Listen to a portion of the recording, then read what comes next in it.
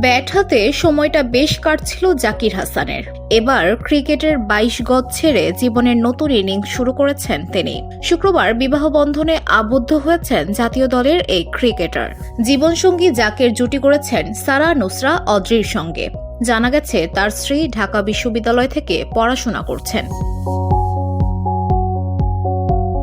জাকিরের বিয়েতে উপস্থিত হয়েছিলেন জাতীয় দলের সতীর্থরাও। ওপেনার নাইম শেখ ও আফিফ হোসেন ধুব্রকে দেখা গেছে সস্ত্রীক জাকিরের বিয়েতে হাজির হতে।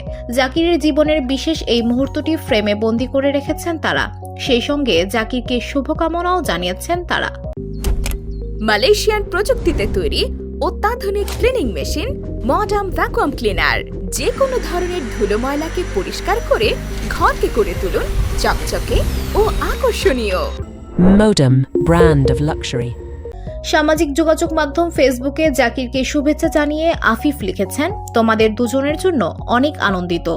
ভালোবাসা ও আনন্দ ঘন হোক তোমাদের জীবন। বিয়ে করলেও অবশ্য খুব বেশি ছুটি পাচ্ছেন না জাকির, কেননা আজ থেকেই শুরু হয়েছে ডিপিএল এর দলবদল। এরপর আগামী ৩ মার্চ থেকে শুরু হবে ডিপিএল, যেখানে প্রাইম ব্যাংকের হয়ে খেলবেন জাকির। এর আগে সর্বশেষ বিপিএল এ সিলেট স্ট্রাইকার্সের হয়ে ১২ ম্যাচে ৩৫.৩৬ গড় এবং ১৪০.৪৩ স্ট্রাইক রেটে ৩৮৯ রান করেছেন এই বাঁহাতি ওপেনার।